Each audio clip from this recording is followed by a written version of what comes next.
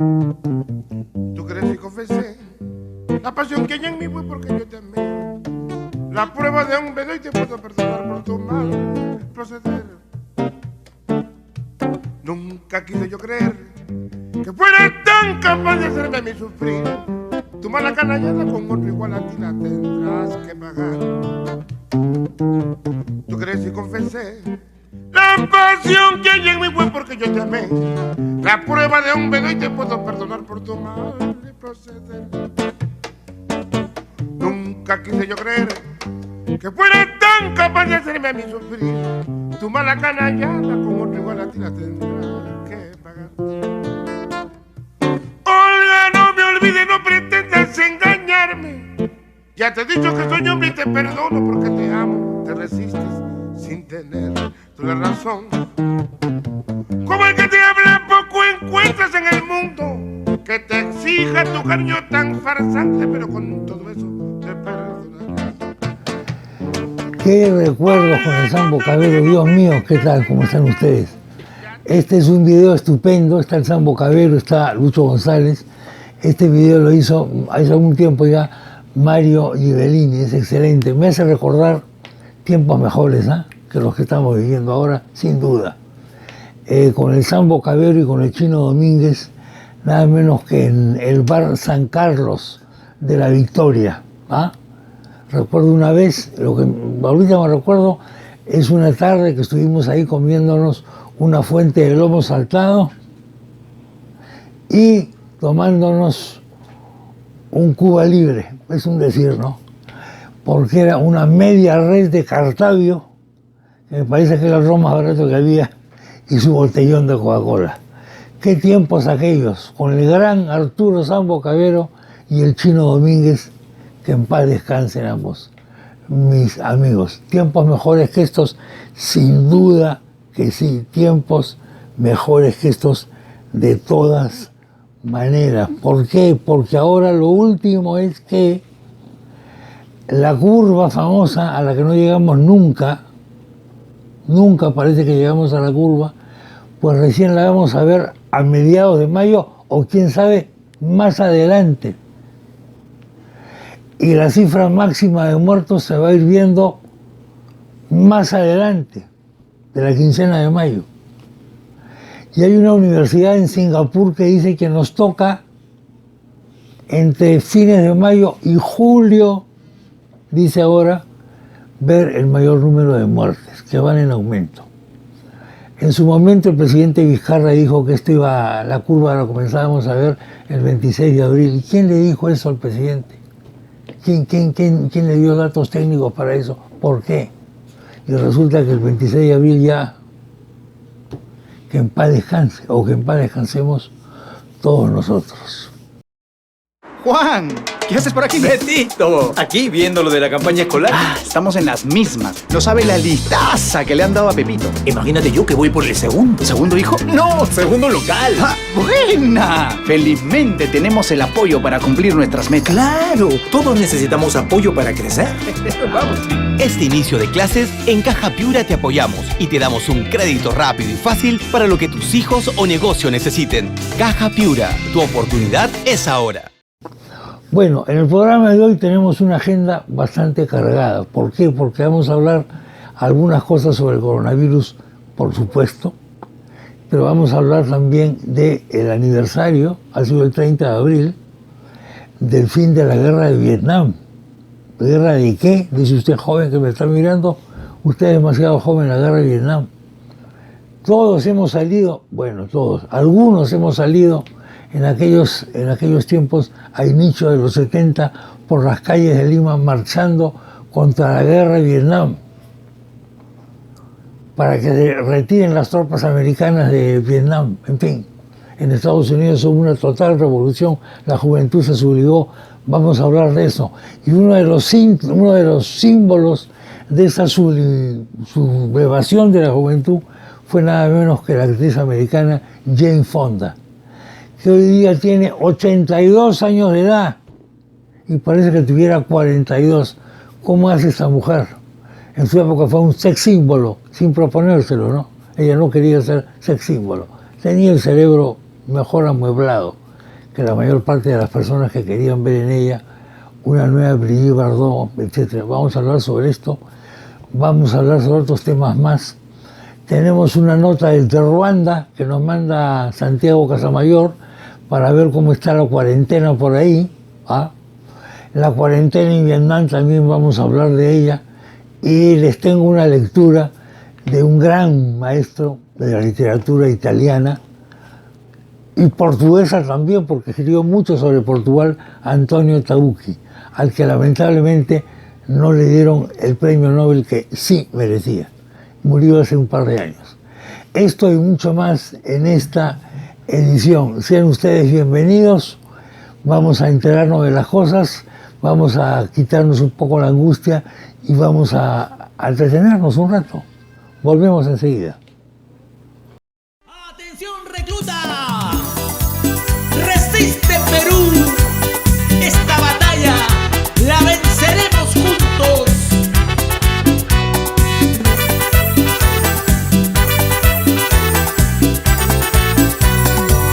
Soy un soldado con mucho orgullo. Soy un soldado y bien peruano. Soy un soldado, no tengo miedo. Servir a mi patria es lo primero. Siempre dispuesto a poner el pecho. Aquí en la costa cierra una selva. Y esta vez lucharemos juntos para vencer al coronavirus. Con mucho orgullo llevaré. Bueno, nos entra una incertidumbre terrible sobre la veracidad de las cifras que nos está entregando el Ministerio de Salud. La verdad, estamos todos dudando. Estamos todos dudando porque esto se va prolongando demasiado, porque IDL Reporteros pues ha sacado una lista de muertos, una cantidad de muertos que discrepa enormemente con las que da el Ministerio de Salud. Entonces acá la pregunta es, ¿a quién creo? Al final esto es un problema de creencia. ¿A quién le creo? Pues claro, yo no puedo contar, usted tampoco puede contar. Las autoridades son las que tienen que contar. Ahora, ¿la cifra de los muertos son todos por coronavirus o no? Hay muertos que tienen coronavirus pero que no se registra como tal también. Da la impresión de que la cifra de muertos con los que estamos trabajando o que se nos está entregando está disminuida. No estoy diciendo que hay un plan maquiavélico para que se rebaje el número de muertos, no. Lo que estoy diciendo es que hay severas dudas sobre las cifras oficiales. Nos ha entrado esta duda. Y como les decía anteriormente, no llegamos a la famosa curva. Se dice el número total de pruebas, pero no se descompone las pruebas más serias, que son las morfológicas. Manuel Ruiz Huidobro ha preparado un cuadro, que lo están ustedes viendo en este momento en su pantalla, sobre cuál sería la proyección de contagiados si es que todas las pruebas fuesen las pruebas morfológicas, que son las pruebas serias, y la cifra sería bastante mayor que la que hemos venido manejando por lo menos hasta el día viernes 1 de mayo. Así que estos cálculos, que son cálculos serios, sin agenda política, pues nos están demostrando que las cifras oficiales se quedan completamente desguarnecidas. Y seguimos nosotros pues combinando las cifras de las dos pruebas.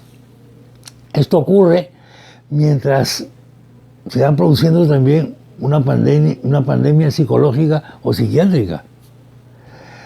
Recuerde usted que el encierro puede causar tremendos disturbios cerebrales, ¿eh? Cuidado con eso. La claustrofobia, el encierro, sentirnos de alguna manera presos y poder ir al patio de la prisión unas horas al día nada más para que nos dé un poco de sol. Así nos sentimos muchos, así me estoy sintiendo yo, por ejemplo. Y entonces son secuelas de la pandemia que por el momento no aparecen, porque no son matemáticas, no son aritméticas, pero vaya que sí funcionan. ¿Esto cómo se combate? Dios mío, muy difícil. Se combate con una red afectiva. Se combate sabiendo contar las cosas que ocurren, hablando, comentándolo. El miedo es saludable, el pánico no, lo repetimos, lo dijimos el programa pasado. Y entonces esto va a significar que va a haber también una secuela psicológica que en este momento está pasando más o menos desapercibida. ¿Usted ha escuchado hablar del famoso estrés postraumático? Claro que sí. Bueno, este es un lindo escenario para ello. El estrés postraumático, nada menos. Esto es un trauma, evidentemente, inequívocamente. Por supuesto que es un trauma.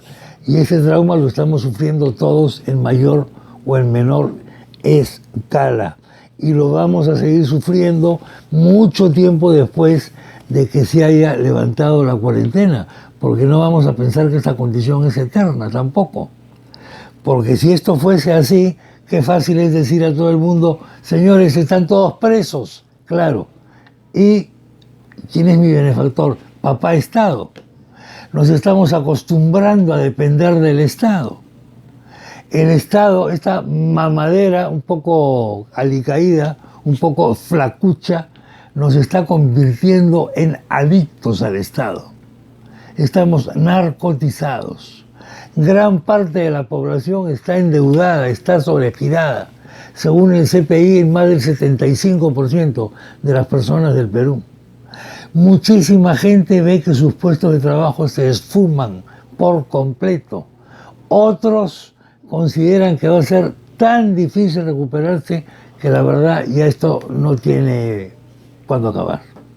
O sea que todo esto nos está condicionando en un estado de ánimo de absoluto pesimismo. Bueno, ¿hay algunas ayudas que nos podemos dar? Sí, hay algunas ayudas que nos podemos dar, como esta, por ejemplo, cuyo mensaje transmitimos en este programa. Hola mis amigos, ¿cómo están? Los saluda Jesús de la Vida. Solamente para quitarles un minuto y recomendarles a una gran amiga mía, Nelly Guerrero, experta en coaching. Quiero decirles que ella está dispuesta a ayudarlas porque trata de resolver todos los problemas que tenemos hoy en día, estos problemas de pensamiento que nos ahora. Sí, quiero dejarles su correo para que ella vaya a domicilio, converse con ustedes de forma virtual. Así que su correo es, lo tengo guardadito, nellyguerrero@gmail.com. Háganlo. Díganla. Ayudar a resolver sus problemas. Hasta la próxima. La gran pregunta es, pues, entonces, señoras y señores, ¿qué viene ahora? Noticias positivas, sí. Se está acelerando la vacuna. Tengan ustedes absoluta fe en eso. La vacuna se está acelerando.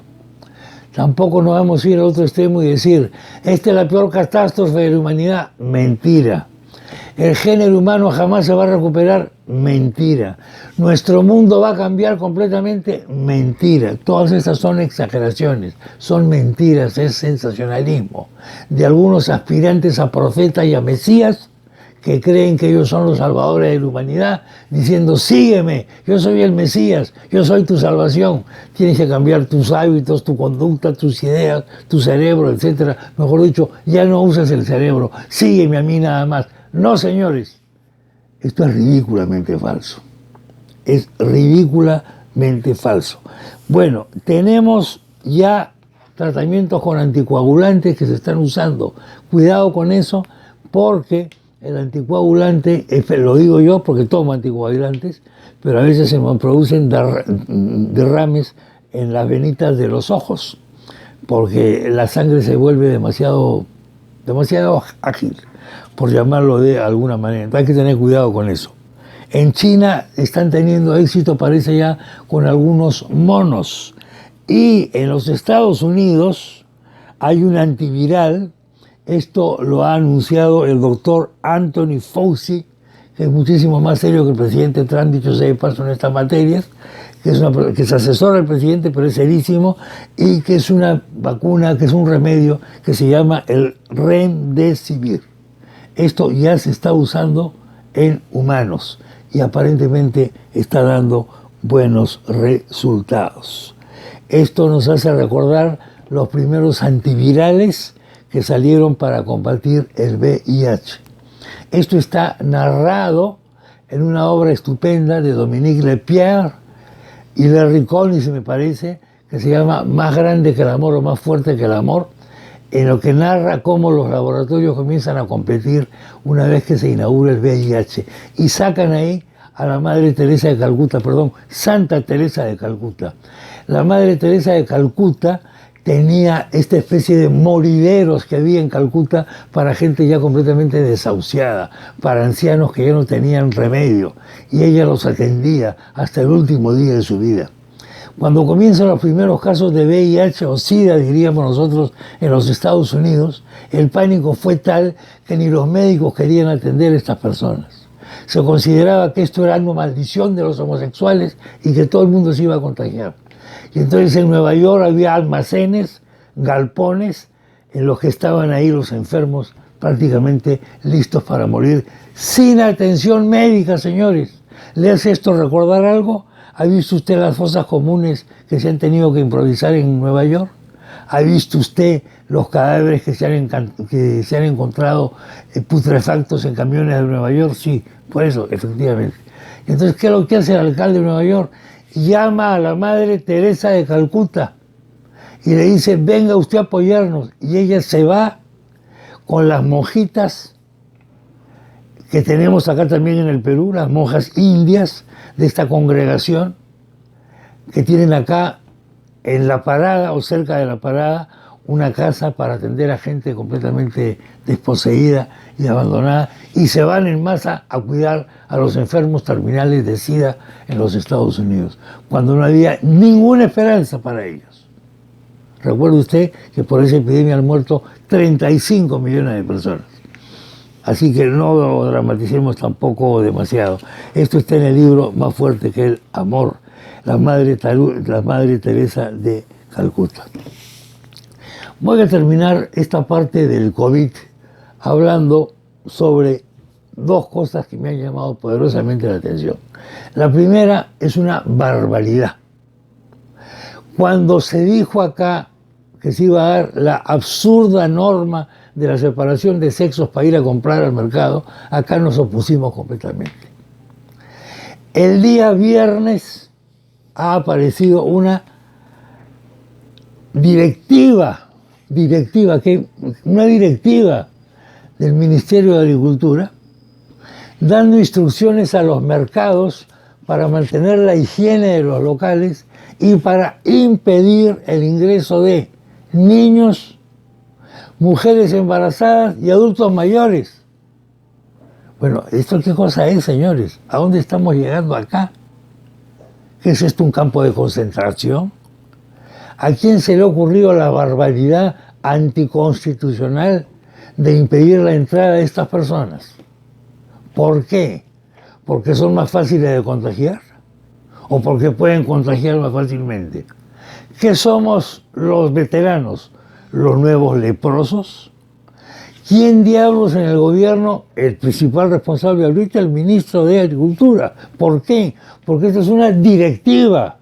Imagínese usted qué clase de norma legal es una directiva. Por favor, no me haga usted reír. Es una barbaridad absoluta. Espero que esto se cambie inmediatamente, porque de lo contrario muchos vamos a presentar acciones legales contra el gobierno por ejercer esta discriminación. Esto es una discriminación completamente abusiva e intolerable. Y segundo, ya esto es el sector público. En el sector privado hay algunos supermercados que tú haces tu cola para entrar y antes de entrar te toman la temperatura con esa, te meten un pistoletazo acá para tomarte la temperatura.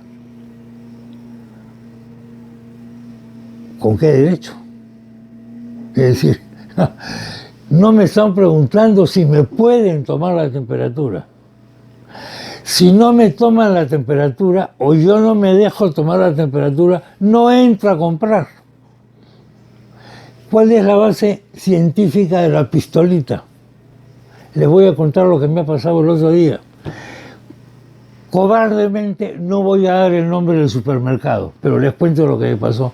Me fui caminando desde mi casa, que son varias cuadras, hasta este supermercado cargando mi bolsa, por supuesto mascarilla, guantes, alcohol, todo lo que sea. Llegué al lugar, me meten el pistoletazo y me dice, usted tiene 40 y medio, ¿cómo? Le digo. Sí, me dice, ¿tiene 40 y medio de qué? De temperatura, no puede ser. ¿Cómo va a tener 40 y medio de temperatura? Estoy caminando, No, me dijo, es así. Y entonces le dije, ¿qué hago? No, póngase un poco en la sombra. Me puse en la sombra y bajó la temperatura.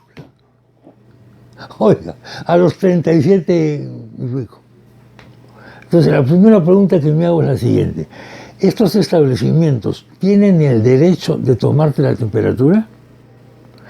Si tú no quieres que te tomen la temperatura, ¿tienen el derecho de no dejarte entrar? En tercer lugar, ¿qué me garantiza que las pistolitas son científicas? ¿Por qué? ¿Es un médico el que me está tomando la temperatura? ¿Es un experto de la Universidad Johns Hopkins que al pasar un pistoletazo en la frente va a saber qué tengo yo? Y finalmente pregunto lo siguiente, ¿no se han enterado estos señores de las pistolitas y los alcaldes y las autoridades estatales?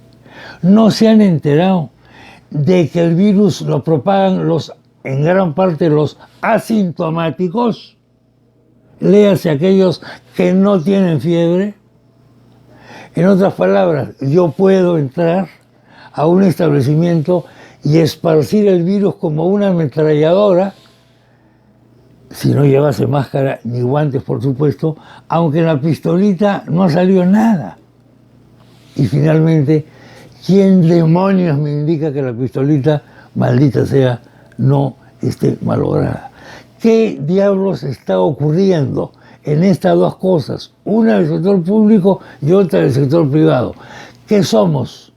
Unos idiotas completamente, que aceptamos sin chistar que te meten el pistoletazo y sin chistar que un burócrata en la puerta de un mercado te diga, tú eres muy viejo, maldito, no puedes entrar, usted está embarazada, ¿por qué se embarazó? Tampoco puede entrar, y su hijo tampoco la puede acompañar porque es un niño. Perros sí, viejos no. Perros sí, niños no. Perros sí, preñadas no. Ya volvemos.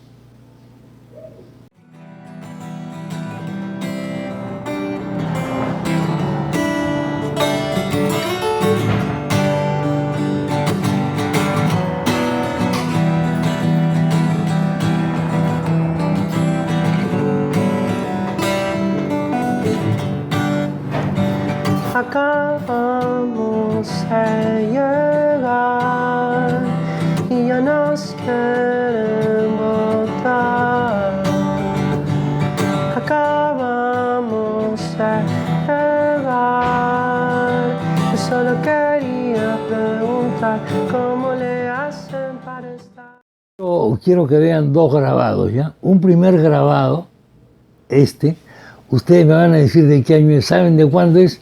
De 1918. Esta es la revista argentina Caras y Caretas. ¿A qué se refiere? A la famosa gripe española, llamada así, del año 1918, que acabó con la vida de no menos de 50.000 personas. Ojo, fíjense todo lo que vean bien esta imagen con detenimiento, ¿ya? Y vean todo lo que tiene que hacer. Exactamente lo mismo que se nos dice ahora. Que no tenemos que tocarnos, que no tenemos que dar la mano, que no tenemos que respirar, que tenemos que usar esto, que usar lo otro. Entonces, ¿saben ustedes cuenta pues de que la humanidad ya ha tenido varias experiencias como estas? Por favor, no nos vamos a engañar. Pensamos, hemos inventado una fórmula para no contagiarte. Eso es mentira.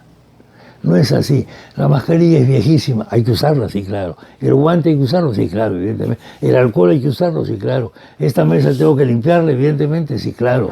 Todo eso es clarísimo, pero eso no es una cosa que estamos inventando ahora. Esto es de la revista Caras y Caretas, de Argentina. Y ahora tiene usted esta foto. Esta foto es de Iquitos, mi querida Iquitos, mi adorada Iquitos. Es la gente que no respeta, por supuesto, la distancia que tiene que tomarse, porque es la gente que está haciendo la cola en el banco, lógicamente, para cobrar uno de estos famosos bonos o bonificaciones o lo que sea. La gente sale despavorida de la casa para tratar de guardar, de entrar en primer lugar al banco antes de que se acabe la plata, porque en este país, si de algo tenemos conciencia, es de la escasez. Todo se acaba rápido, entonces tengo que llegar primero y se forman estas aglomeraciones. Ahora, ¿esto es culpa de la gente? Sí y no. Sí, porque la gente no debería estar así. No, porque las políticas no debería ser que se den unos bonos que reparten unos bancos que hace que más gente esté en la calle que en la casa. Y para eso decretamos cuarentenas. No, pues señor. Así que eso está muy mal. Nuestro querido amigo Santiago Casamayor es uno de los 2 peruanos que están en Kigali, la capital de Ruanda, cuyo mapa tengo acá a mi espalda. Le hemos pedido que nos mande un pequeño despacho sobre cómo está el COVID-19 en Ruanda. Véalo usted, su pequeño despacho dura 1 minuto, y vea usted las imágenes de cómo se está trabajando en esa república africana de África Central, a la cual hemos dedicado Jaime Vázquez, yo y otras personas, una película que hasta ahora no podemos estrenar en un canal de televisión por esta maldición del COVID-19, pero él nos informa y vemos las imágenes de qué está ocurriendo en la capital de ese país con motivo de este COVID-19. Veamos. Saludos desde Ruanda. Desde el 14 de marzo también estamos aquí padeciendo este COVID-19. El 14 apareció el primer caso y desde el 16 de marzo el gobierno decretó la cuarentena. Se cerraron escuelas, colegios, universidades y comenzaron a darse las clases online. Y esta norma será hasta septiembre. Supuestamente la cuarentena debía terminar ayer, pero anoche dieron la noticia de que tenemos que continuar una semana más para paliar esta situación. Sin embargo, comienzan a abrirse ya desde este lunes algunos negocios, algunas industrias, para que la gente vuelva a trabajar y con mucho cuidado y respetando las normas. A la fecha tenemos 243 casos positivos. No hay personas en estado crítico, tampoco hay muertos y también seguiremos dando clases hasta el mes de septiembre. La bendición es que la gente aquí obedece, todos estamos comprometidos con lo que nuestro país ha decretado. Un saludo para todos. Bueno, lo que les decía al comenzar el programa, el día 30 de abril se ha conmemorado un aniversario más de la culminación del fin de la guerra de Vietnam. Esto ocurrió el 30 de abril del año 1975. La guerra concluyó cuando Vietnam del Norte y el Vietcong, que era el brazo armado de Vietnam del Norte y Vietnam del Sur, tomó la capital de ese país, Saigón. Vamos ahora a ver justamente cómo está Vietnam en este momento en materia de COVID-19. Dicho sea de paso, hasta ahora, ¿habrá que creerlo o no? No lo sé. No se ha reportado ni un solo muerto en ese país. Así están las calles de Vietnam en este aniversario de la caída de Saigón, y así están las cosas en materia del COVID-19. Veamos. Usted se da cuenta de esa especie de cabina que hay ahí, es para que la gente se desinfecte al mismo tiempo que ven si tiene o no tiene el famoso virus. Y luego algunas medidas que se han ido tomando con motivo de esta pandemia en algunas localidades no tan grandes, ciudades principales que han estado en cuarentena, que están ya saliendo de ella, y otras poblaciones menores. Bueno, la guerra de Vietnam para mi generación fue un acto tremendo. Estamos hablando de todo el mundo, no solamente, por supuesto, de los Estados Unidos. En los Estados Unidos fue terrible la rebelión de la juventud contra una guerra injusta. En ese momento se produjo una serie de sublevaciones en las universidades, algunas con resultados trágicos, etcétera. Y en este momento tiene usted un documental que se da en Netflix, que se llama La Guerra de Vietnam, extraordinario, se lo recomiendo sinceramente, no tengo nada que ver con Netflix, dicho sea de paso. Este documental es por capítulos, tiene subtítulos en castellano, y los directores son Ken Barnes, un clásico de los documentales en los Estados Unidos, y Lynn Novitz. Esto está en Netflix. Como usted sabe, Vietnam desde mediados del siglo XIX había sido ocupado por Francia. Era una colonia francesa, Vietnam y toda la Indochina, es decir, no solamente Vietnam, sino también Laos, Camboya, etc. Toda esa parte del sudeste asiático. Luego, cuando se produce la guerra mundial, la Segunda Guerra Mundial, se va a producir rápidamente un movimiento ya de descolonización de Vietnam. El movimiento nacionalista de Vietnam, encabezado por Ho Chi Minh. ¿Quién era Ho Chi Minh? Ho Chi Minh era un joven que había estudiado en Francia, que era una persona de ideas, vamos a llamarla así, izquierdistas, todavía sin llegar a ser comunista, atención, pero que básicamente era un nacionalista. Esto es lo que no se entendió. Los Estados Unidos no comprendieron que el tema de Vietnam no tenía mucho que ver con la Guerra Fría, es decir, con el comunismo versus, o sea, Unión Soviética, China versus Estados Unidos, sino tenía que ver básicamente con el tremendo nacionalismo de ese país que encarnaba tan fuertemente Ho Chi Minh. Cuando Francia se ve obligada a irse de Vietnam después de la famosa batalla de Dien Bien Phu, entonces se produce la división del país, Vietnam del Norte y Vietnam del Sur. Vietnam del Norte queda en manos del movimiento comunista encabezado por Ho Chi Minh y Vietnam del Sur queda a cargo de un presidente y de un grupo de políticos que en realidad tenían muchos problemas para representar al país. Era esencialmente ilegítimo, aunque ganaban elecciones, las elecciones la verdad no eran muy claras. Inclusive los acuerdos de Ginebra habían establecido, de las grandes potencias de la época, habían establecido que hubiese elecciones en todo Vietnam. Nunca se realizaron, porque si esas elecciones se realizaban, en ellas iba a barrer el movimiento comunista con Ho Chi Minh. Esta es la verdad histórica, matemática de los hechos. Entonces, lógicamente, se produce un enfrentamiento constante. Los Estados Unidos, ya desde la época de Eisenhower, atención, de Eisenhower, pues comienzan a apoyar a Vietnam del Sur y se van involucrando cada vez más en esta especie de guerra civil, que era lo que se estaba produciendo en Vietnam en ese momento. Se dice que Nixon fue decisivo para la guerra de Vietnam. Cuidado, el que fue decisivo para que siga la guerra de Vietnam fue, como ya dije, primero Eisenhower, pues segundo Kennedy. Kennedy fue uno de los presidentes americanos que le metió más recursos de parte de Estados Unidos para apoyar a Vietnam del Sur. Kennedy es, después de asesinado trágicamente, sucedido por Lyndon Johnson, y Johnson continúa con el apoyo a Vietnam del Sur.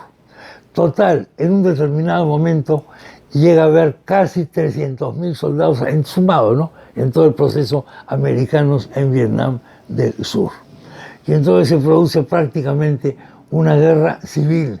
El sur con el apoyo de Estados Unidos y el norte con el apoyo en armamento, pertrechos, etcétera, de la Unión Soviética, Rusia y de China.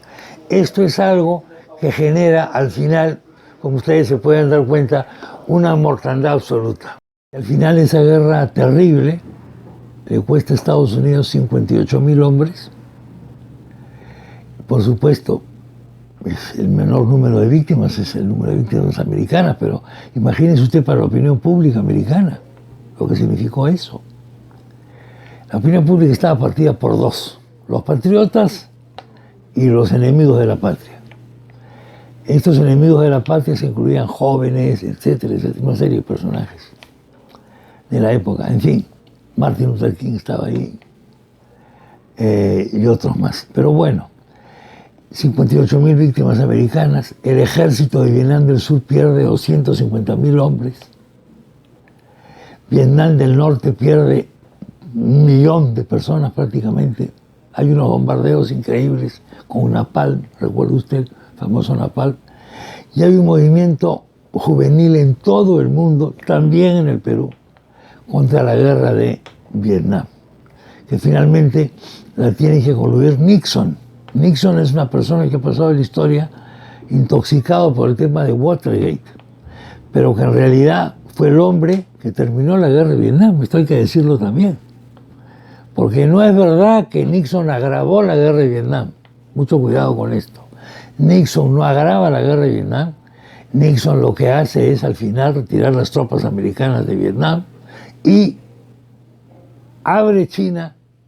Es el gran golpe geopolítico mundial, es cuando Nixon abre China a Occidente, este famoso viaje de Nixon. Lamentablemente, Nixon cae por una cosa relativamente menor, que es el famoso caso Watergate, cuando trata de ocultar todas las pruebas que incriminaban a gente de su entorno en el espionaje contra los cuarteles del Partido Demócrata en Washington, D.C. Pero en fin, es una cosa completamente desafortunada. Pero después a Nixon han tenido que reconocer todos sus méritos. Hay dos películas que yo recomiendo vivamente para que vean ustedes lo que fue la guerra de Vietnam. Una de ellas es Platoon, de Oliver Stone. Oliver Stone es un director de cine americano que estuvo en Vietnam. Y hay una película de él en Netflix que se llama Nacido el 4 de julio, que trata también sobre los veteranos de la guerra de Vietnam. Veamos, recordemos esta terrible, esta sinopsis de Platoon con esta música en la película de Oliver Stone. Y hay también otro clásico, que es el de Francis Ford Coppola, que se llama Apocalypse Now, protagonizado por Marlon Brando, Martin Sheen y otros. Y aquí está la famosa escena de las Valquirias de Wagner, con la música de las Valquirias de Wagner, llegan los helicópteros presididos por Robert, el papel que hace el gran actor americano Robert Duvall, llegan sobre estas aldeas vietnamitas y vean ustedes lo que ocurre. Después de eso vamos con Jane Fonda como símbolo de la resistencia contra la guerra de Vietnam. Volvemos.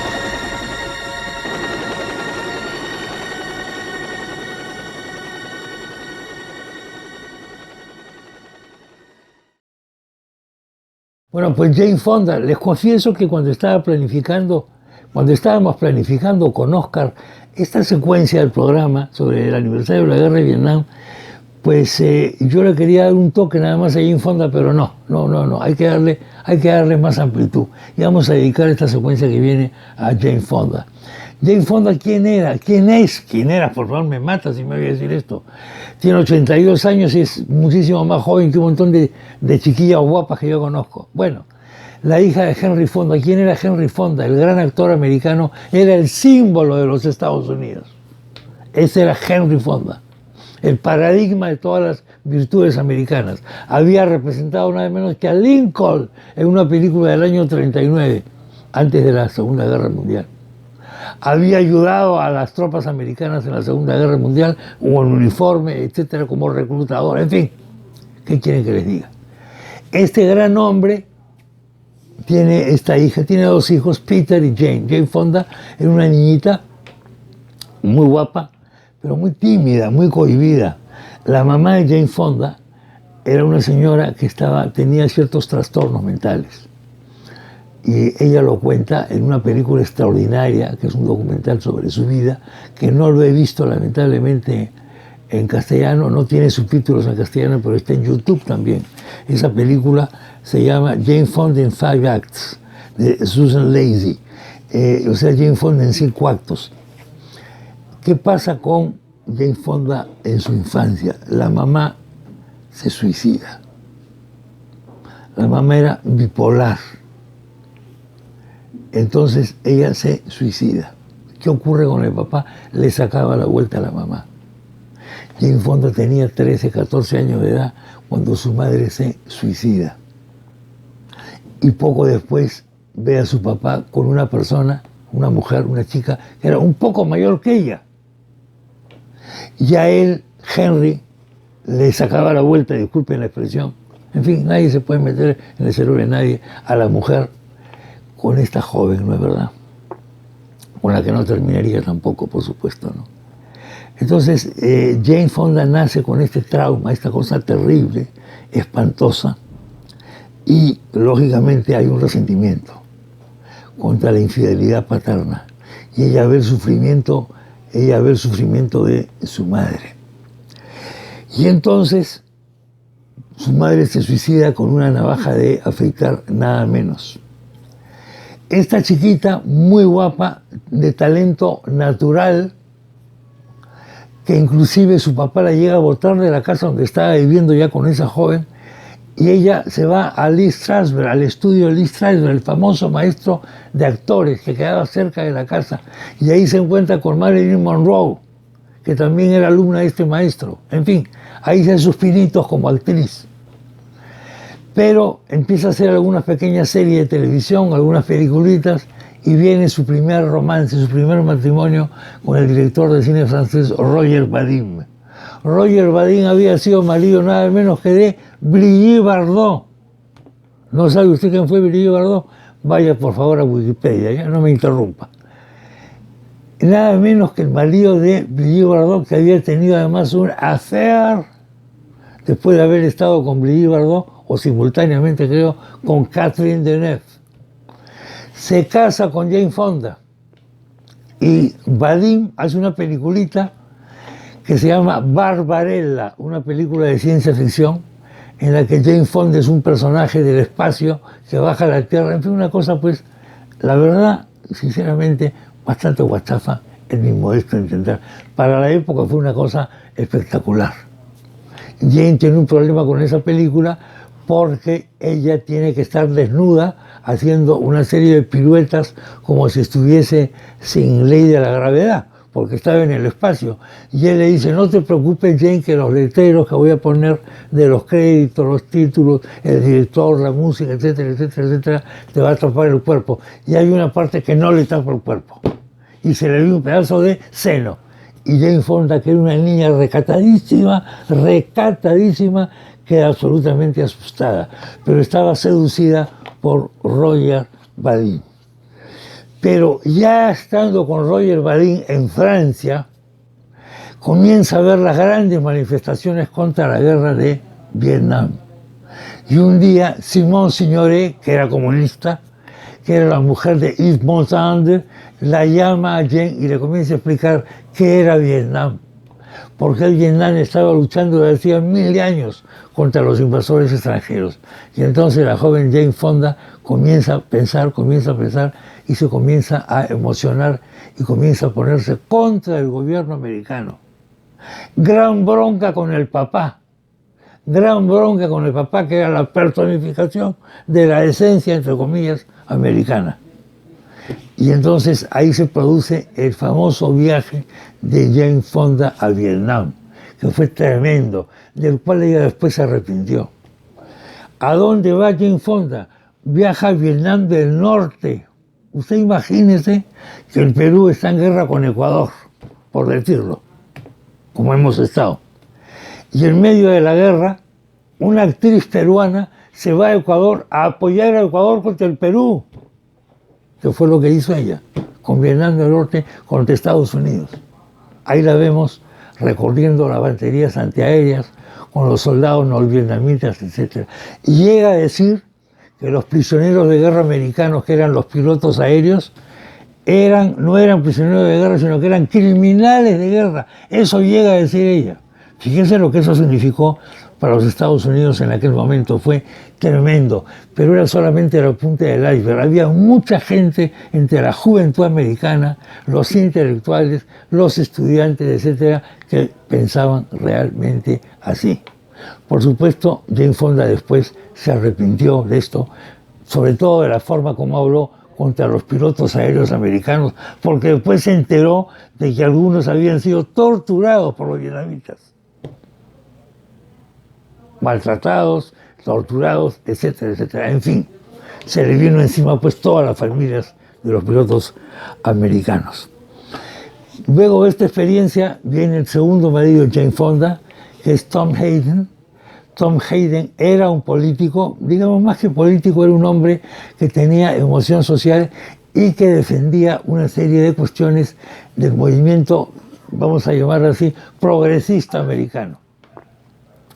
Con Tom Hayden tiene su segundo hijo, y adoptan una niña negra, con lo cual tiene 3 hijos Jane Fonda, y con Tom Hayden comienzan a hacer una campaña en defensa de la economía democrática en los Estados Unidos, es decir, cómo hacer que la economía americana favorezca a toda la población. Una cosa no era revolucionaria tampoco, no era ni mucho menos el tema del comunismo de Vietnam, ni nada de eso, pero era algo que... Y entonces comienzan un día a pensar, ¿cómo hacemos para financiar? No tenían plata. ¿Cómo hacemos para financiar la causa? ¿Qué se nos puede ocurrir? ¿Qué negocio podemos poner? Una sanguichería, que esto y que lo otro.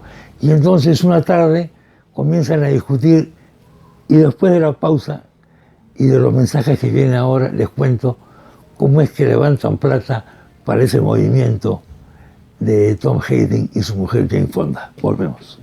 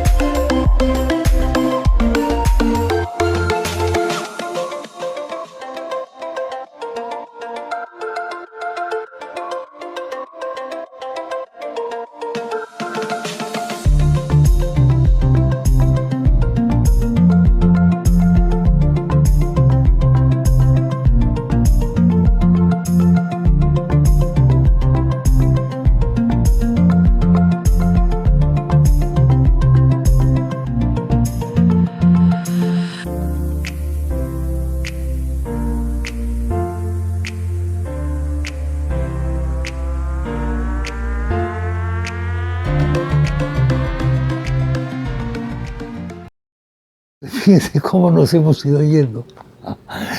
Este programa se está convirtiendo en un programa sobre Jane Fonda, pero está bien. Bueno, Jane Fonda y Tom Hayden, ¿no? Tom Hayden era el antípoda de Roger Vadim. Roger Vadim, un tipo atractivo, con sex appeal, todo eso lo reconoce Jane Fonda, lo recuerda Jane Fonda, en este documental que les digo, que es tan maravilloso, dirigido por una amiga de Jane Fonda que se llama Susan Lacy. Se llama Jane Fonda in 5 Acts, Jane Fonda en 5 actos. Está en YouTube,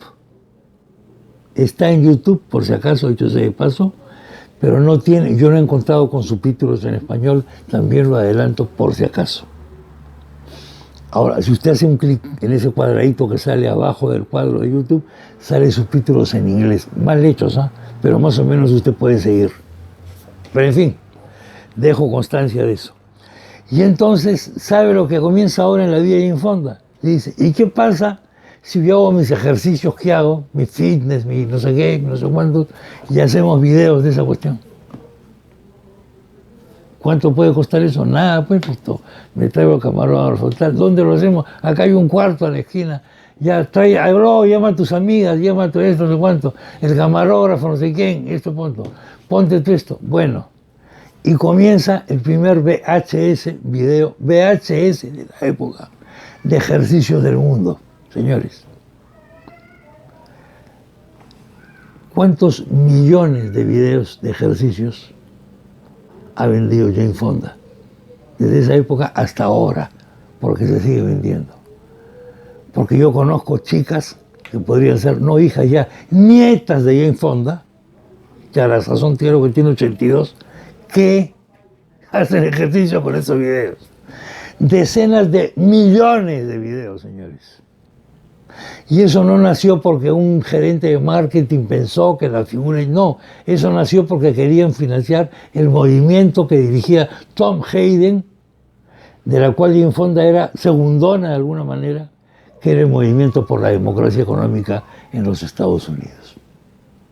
Ya lo tienen ustedes, las famosas imágenes un poco borrosas en las que Jane Fonda enseñan a hacer ejercicio a las mujeres. Pero ya Jane Fonda defendía los derechos de la mujer.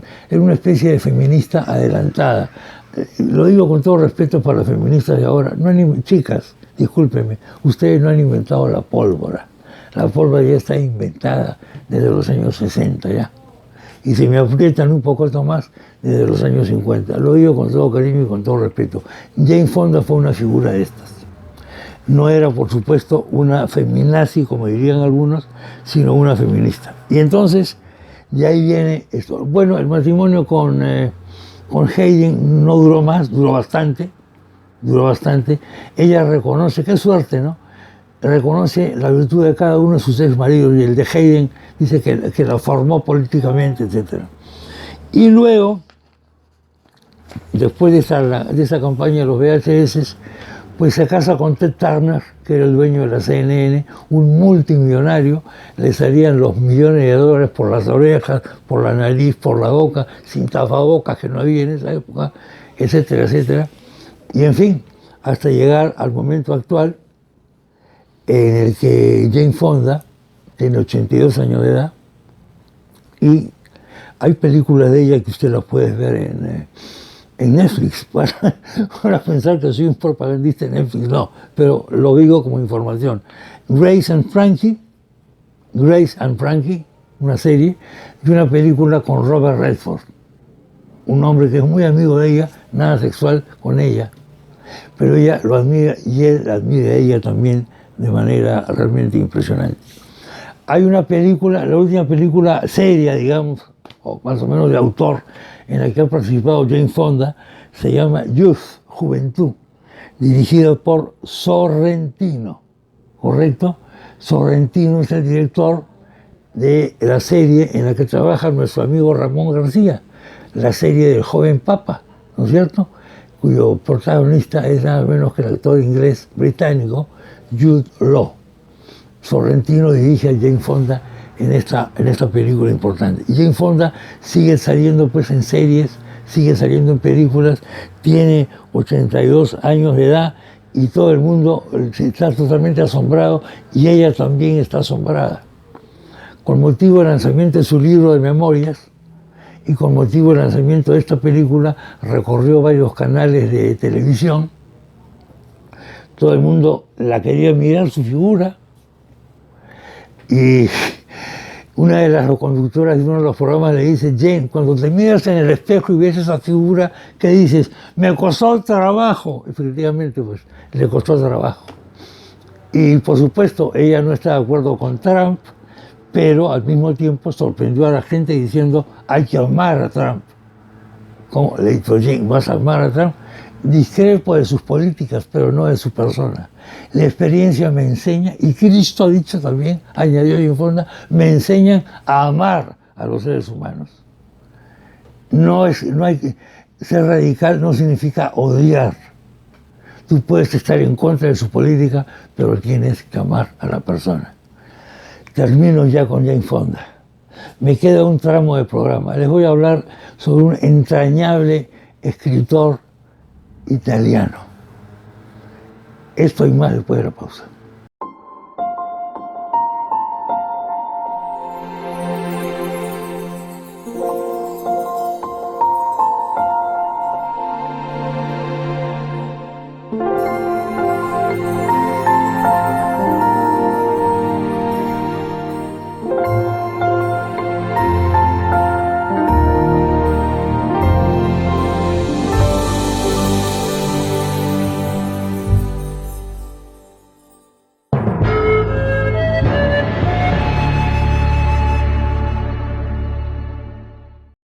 Les voy a hablar y a leer un párrafo del gran escritor italiano que de Dios goce, espero, Antonio Tabucchi. El primer libro que yo leí de Antonio Tabucchi fue con recomendación entusiasta de mi amigo Guido Lombardi, al que le mando un gran saludo. Sostiene Pereira. Sostiene Pereira es una novela absolutamente extraordinaria sobre un viejo periodista en la época del dictador Oliveira Salazar en Portugal. Portugal es el país favorito de Tabucchi, que es italiano. Este libro de Antonio Tabucchi, Sostiene Pereira, es una película extraordinaria que fue la película póstuma, la última película de Marcello Mastroianni, cuya imagen estamos viendo ahora en el afiche de la película. Ennio Morricone, por supuesto, el maestro, compuso la música de esta película, sostiene Pereira, y la canción principal de la película la canta nada menos que Dulce Pontes, la gran cantante portuguesa de fados, cuya voz en este momento estamos escuchando. Dulce Pontes. Bien. Antonio Tabucchi. Tengo varios libros de él. Sueño de sueños. Varios personajes importantes de la literatura sueñan. ¿Y qué es lo que sueñan? Se lo imagina Tabucchi de la siguiente manera. Sueño de Arthur Rimbaud, poeta y vagabundo. La noche del 23 de junio de 1891, en el hospital de Marsella, Arthur Rimbaud, poeta y vagabundo, tuvo un sueño. Soñó que estaba cruzando las Ardenas. Llevaba su pierna amputada bajo el brazo y se apoyaba en una muleta. La pierna amputada estaba envuelta en papel de periódico, en el cual, en titulares de gran tamaño, estaba impresa una de sus poesías. Era casi medianoche y había luna llena. Los prados eran de plata y Arthur cantaba. Llegó hasta las cercanías de un caserío en el que se veía una luz encendida a través de la ventana. Se tumbó en la hierba bajo un enorme almendro y siguió cantando. Cantaba una canción revolucionaria y errabunda que hablaba de una mujer y de un fusil. Al poco rato, la puerta se abrió y salió una mujer que avanzó hacia él. Era una mujer joven y llevaba el pelo suelto. Si quieres un fusil como el de tu canción, yo puedo dártelo, dijo la mujer. Lo tengo en el granero. Rimbaud se aferró a su pierna amputada y rió. Voy a la Comuna de París, dijo, y necesito un fusil. Y sigue el sueño. No se lo voy a terminar de leer, pero yo les recomiendo que ustedes, si pueden, lo lean. Antonio Tabucchi debió ser premio Nobel de literatura. No lo ganó, por esas cosas que tiene la vida y la política y los enjuagues. Pero en fin, esto me lo hace más simpático. El que no le hayan dado el premio lo hace más simpático todavía. Nos vamos. Hemos comenzado con mi gran amigo, el sambocavero Lucho González, y vamos a terminar con otra gran canción peruana cantada por la banda de rock La Negra, con la que tuve un espectáculo hace algunos años, dirigidos ambos por Fagri Rullón. Rebeca, interpretada por La Negra, que forma parte de la película de Fagri Rullón, Avilés Rockstar. Está en YouTube y también se la recomiendo. Veámoslo. Hasta luego. Muchas gracias. Adiós.